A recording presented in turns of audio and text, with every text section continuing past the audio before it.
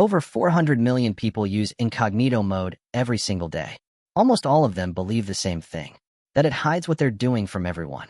Their employer, their internet provider, the websites they visit. Almost none of that is true. And the company that built the feature has admitted it, in writing, more than once. Let's start with what you think incognito mode does. You open a private window. You browse. You close it. And in your mind, it's as if none of it happened. No history. No trace. Invisible. That's the entire appeal. That's why hundreds of millions of people use it every day, often without thinking twice. Here's what actually happens. Incognito mode does exactly one thing reliably. It stops your browser from saving local history, cookies, and site data on your own device. That's it. That's the entire feature. When you close the window, your computer forgets you were there. But your computer was never the only thing watching. Your internet service provider can still see every website you visit, incognito or not. They see the destination of every request your device makes, because that information has to pass through their servers to reach the internet at all. Closing a private browsing tab does nothing to that data. It was never hidden from them in the first place. Your employer, if you're using a work network or a work device, can see the same thing. Corporate networks routinely log all traffic at the network level, completely independent of whatever privacy settings exist inside your browser. Incognito mode operates entirely on your device. It has no power over networks it doesn't control. Websites you visit can still identify you, too, through your IP address. Through browser fingerprinting, a technique that identifies your specific combination of device, software, and settings with startling accuracy, even with no cookies saved at all. Some studies have found that browser fingerprinting alone can uniquely identify the vast majority of devices, incognito mode or not. And in 2020, this gap between belief and reality became impossible to ignore. A class action lawsuit was filed against Google, alleging that the company continued collecting user data even while users were browsing in incognito mode. Through Google Analytics, through embedded advertising tools present on millions of websites across the internet. Tools that don't ask whether your browser window is private before collecting information. The lawsuit sought $5 billion in damages. And here's the detail that should genuinely surprise you. Google's own legal defense did not deny collecting the data. Instead, their lawyers argued that incognito mode was never advertised as making users fully invisible to websites in the first place. They pointed to the disclaimer that appears every single time you open a private window. The one that says your activity might still be visible to the websites you visit, your employer, or your internet service provider. That disclaimer had been there the entire time.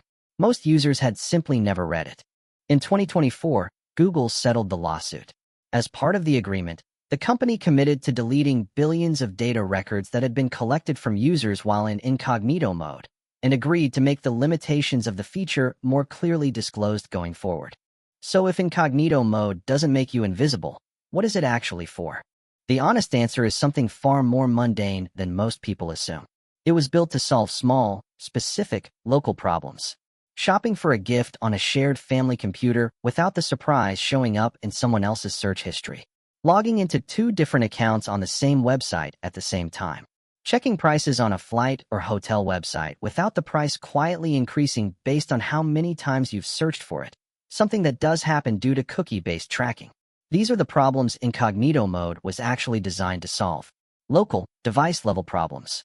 Not internet-wide invisibility. The name itself may be part of the issue. Incognito implies disguise, implies anonymity, implies that you, the person, become unidentifiable the moment you open that window.